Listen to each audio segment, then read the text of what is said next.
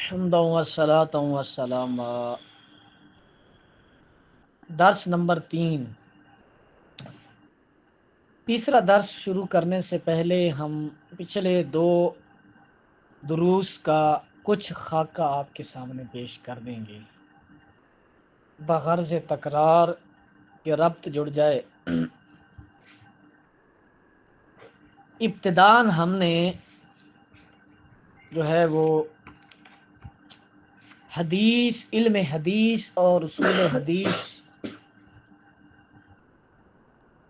کی تعریفات کی اور اصول حدیث اور علم حدیث کے ارتقائی مراحل بیان کیے کہ یہ فن ابتدا سے چلتا ہوا کن کن مراحل سے گزرتا ہوا ہم تک پہنچا ہے،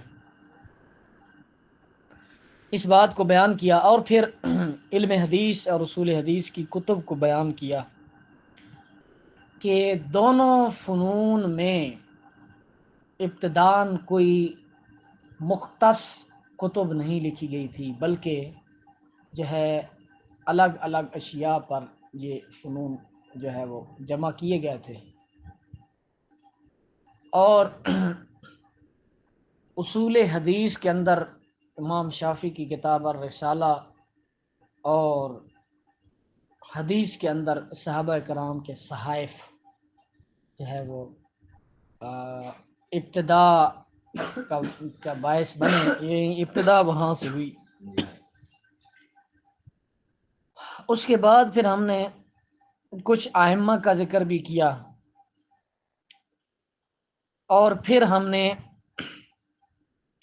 اصول حدیث ان سب کی تعریفات پڑھی۔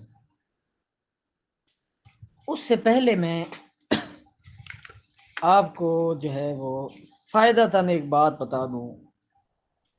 اعلیٰ حضرت کے 2 رسالے 5ویں جلد میں موجود ہیں فتاوی رضویہ میں، وہ اس میں اعلیٰ حضرت نے اصول حدیث پر بہت کلام کیا ہے۔ موضوع تو وہ کوئی اور ہیں، لیکن کوئی بات چھڑی ہے جس کی وجہ سے اعلیٰ حضرت نے اس میں اصول حدیث پر لمبا چوڑا کلام کر دیا ہے۔ گویا کہا جا سکتا ہے کہ اصول حدیث کے لیے یہ 2 رسالے انتہائی مفید ہیں۔ ایک رسالہ منیر العین اور دوسرا حاجز البحرین، یہ 2 رسالے، یہ دونوں 5ویں جلد میں ہیں۔ یہ دونوں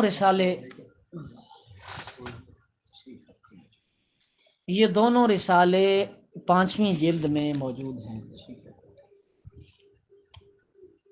عدنان صاحب، یہ دونوں رسالے آپ نے دیکھ کر ان پر نظر دوڑانی ہے اور یہ ہمیں بتانا ہے کہ ان کے اصل موضوعات کیا ہیں۔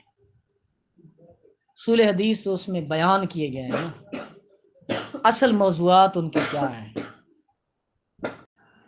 تو یہ آپ نے دیکھنا ہے کہ اس کے اصل موضوعات کیا ہیں۔ میرا خیال ہے، مجھے یاد نہیں پڑ رہا، ایک انگوٹھے چومنے کے متعلق ہے اور ایک کسی اور چیز کے متعلق ہے۔ خیر، یہ آپ کی گوشت گزار ہو گیا۔ اس کے بعد ہم نے تعریفات پڑھی، پھر یہ بیان کیا کہ علم حدیث جو ہے یہ علوم عالیہ میں سے ہے، اور اصول حدیث یہ علم حدیث جو ہے یہ علوم عالیہ میں سے ہے، اور اصول حدیث یہ علم عالیہ میں سے ہے۔ مقصودہ اور غیر مقصودہ بھی ان کو کہا جاتا ہے، شرعی اور غیر شرعی بھی ان کو کہا جاتا ہے۔ تو گویا کہ اصول حدیث میں کا تعلق سند سے ہے، اور علم حدیث کا تعلق متن سے ہے۔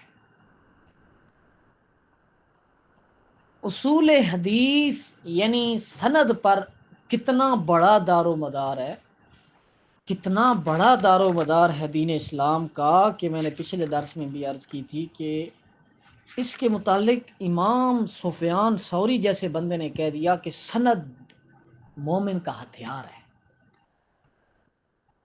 اور عبداللہ بن مبارک نے کہہ دیا کہ سند دین ہے۔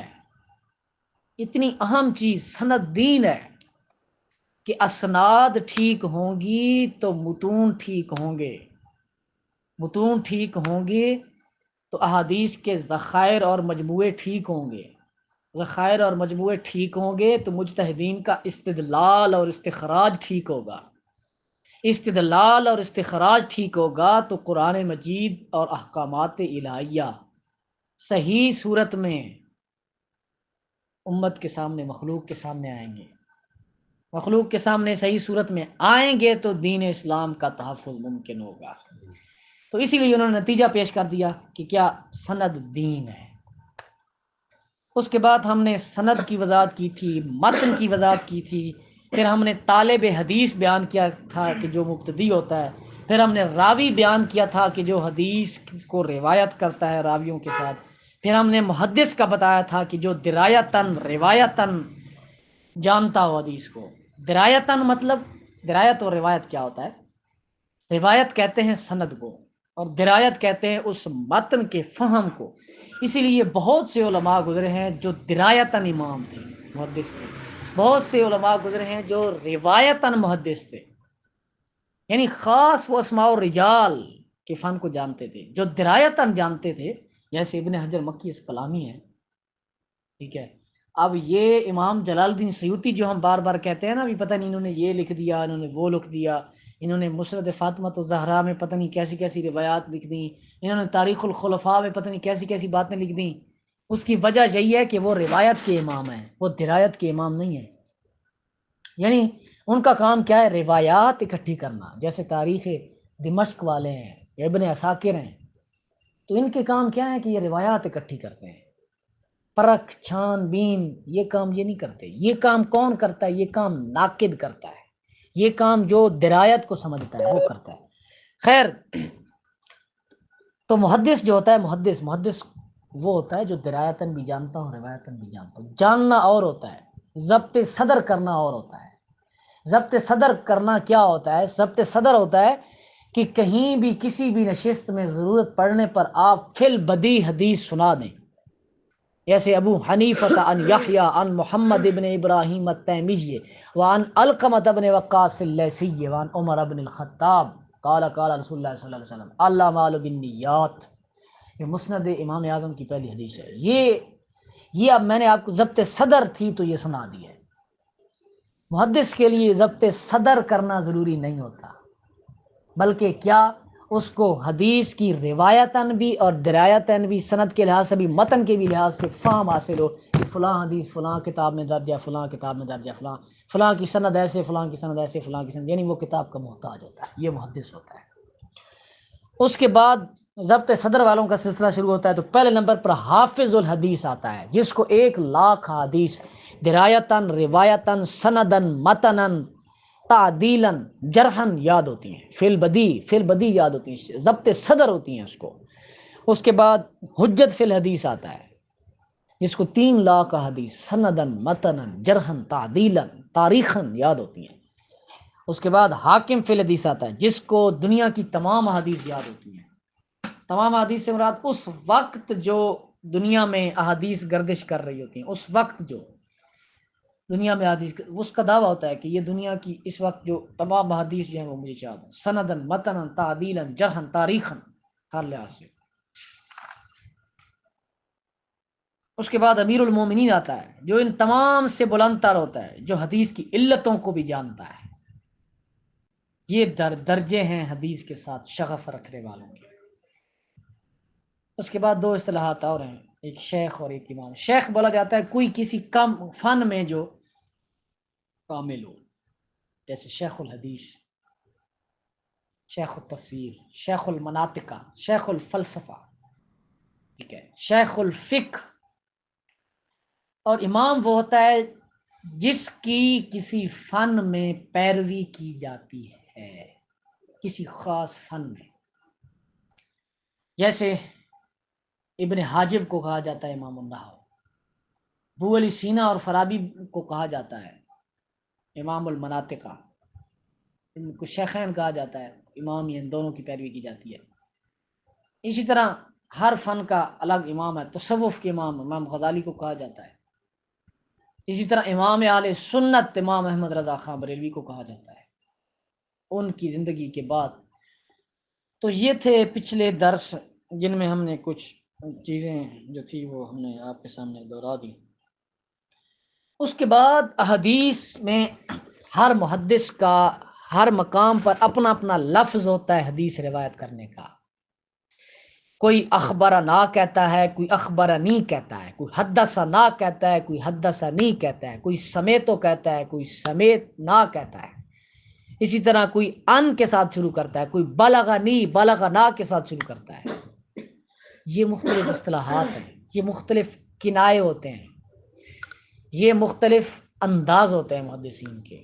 اب یہ ساری ابحاث آئیں گی کہ امام بخاری اگر ان کے ساتھ شروع کر رہے ہیں تو اس کا کیا مطلب ہے، امام ترمذی اگر ان کے ساتھ حدیث شروع کر رہے ہیں تو اس کا کیا مطلب ہے، امام بخاری اگر کہیں حدثنا کہہ رہے ہیں تو اس کا کیا معنی ہے، حدثنی کہہ رہے ہیں تو اس کا کیا معنی ہے، کہیں بالغ نہیں کہہ رہے ہیں تو اس کا کیا معنی ہے، سمیتو کہہ رہے ہیں تو کیا معنی ہے، سمے نہ کہہ رہے ہیں اس کا کیا معنی ہے۔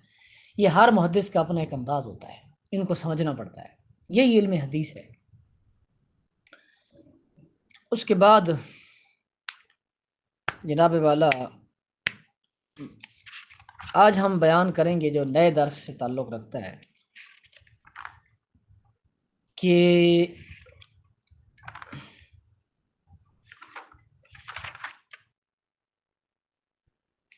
اصول حدیث کی ضرورت تو پڑھا دیا تھا ہم نے، ہاں جی۔ سنت اور حدیث میں کیا فرق ہوتا ہے، سنت اور حدیث میں کیا فرق ہوتا ہے؟ سنت کہتے ہیں سیرت کو، طریقہ، چاہے وہ اچھا ہو چاہے وہ برا ہو۔ اب سرکار دو عالم صلی اللہ علیہ وسلم کی بات کریں تو وہاں تو برے کا گمان ہی نہیں ہے، وہاں تو برے کا تذکرہ ہی نہیں ہے، اچھا ہی ہے۔ لیکن لغت کے حساب سے دیکھا جائے، لغتاً دیکھا جائے تو سنت جو ہے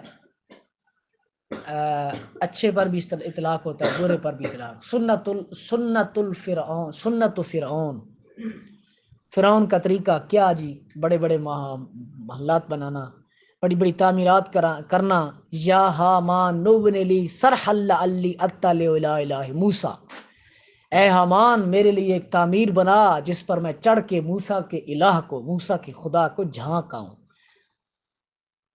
اتنا تکبر حامان کو کہہ رہا ہے کہ تم میرے لیے ایک عمارت بنا اتنی اونچی ہو کہ میں دیکھاؤں موسیٰ کا خدا کدھر ہے، کیسا ہے۔ تو یہ اس کا ایک طریقہ تھا، سنت و فرعون، اس کا طریقہ۔ اب یہ اچھا تو نہیں ہے، تو اس کا مطلب سنت کا اطلاق جو ہے جو اچھے اور برے طریقے دونوں پر ہو سکتا ہے۔ اصطلاحاً اس کے متعلق مختلف اقوال ہیں کہ سنت کا اطلاق کس پر ہوتا ہے۔ خیر ہم آج آپ کو سنت اور حدیث کا فرق بتائیں گے کہ سنت اور حدیث میں فرق کیا ہوتا ہے۔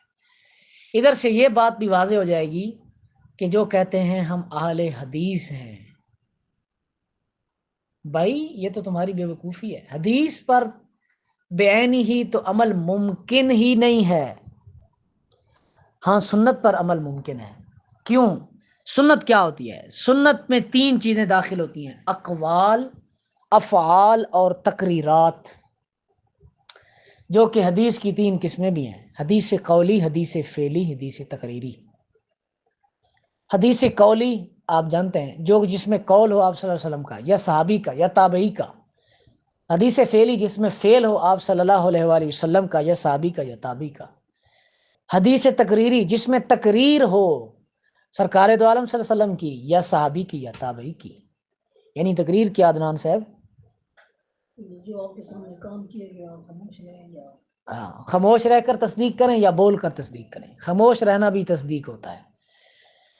تو سنت کے اندر یہ 3 چیزیں آتی ہیں، لیکن حدیث کے اندر 5 چیزیں آتی ہیں، 5 چیزیں، 3 یہ والی اور چوتھی اور 5ویں کون سی؟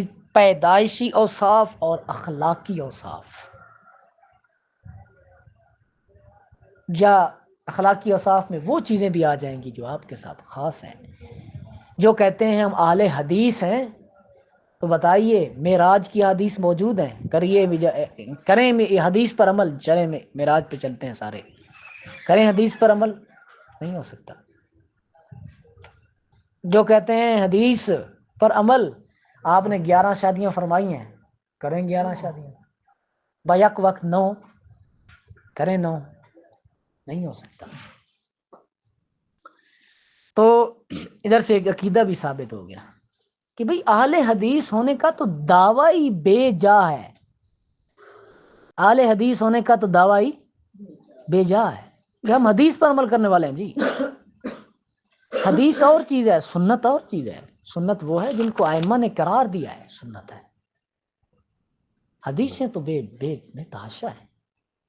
احادیث کے پیچھے چلیں گے تو پھر آپ کو رفع الیدین کی حدیث بھی ملیں گی، ترک رفع الیدین کی حدیث بھی ملیں گی، آپ کو ہاتھ باندھنے کے 3 طریقے ملیں گے۔ احادیث کے پیچھے چلیں گے تو آپ کو 1 رکعت وتر بھی ملے گا، 3 رکعت وتر بھی ملے گا، 2 1 اور 1 علیحدہ پڑھنے کا حدیث بھی ملیں گی۔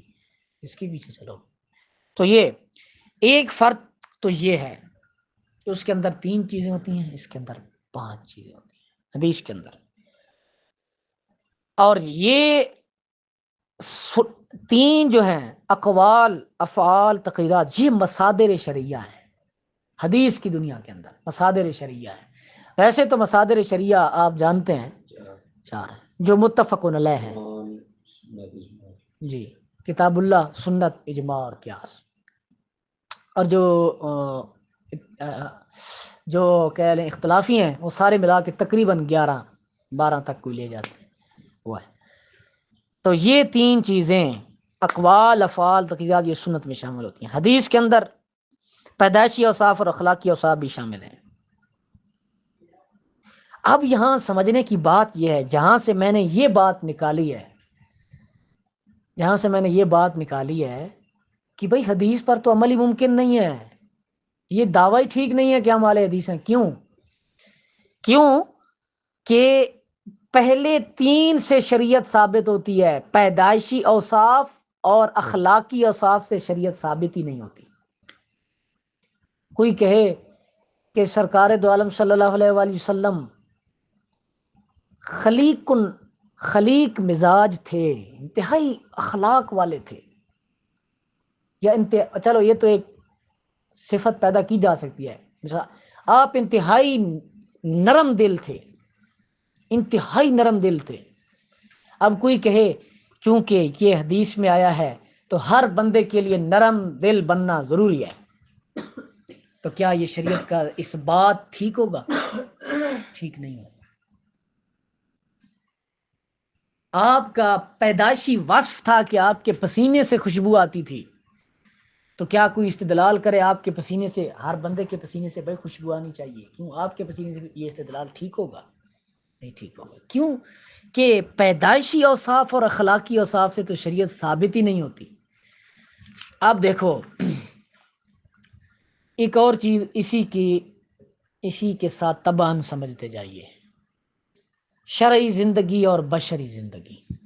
شرعی زندگی اور بشری زندگی کیا ہوتی ہے؟ شرعی زندگی یہ نام دینے کا مقصد یہ نہیں ہے کہ دوسری غیر شرعی زندگی ہے، معاذ اللہ، نہیں، بلکہ یہ ایک اصطلاح کے طور پر محدثین نے بات کر دی ہے۔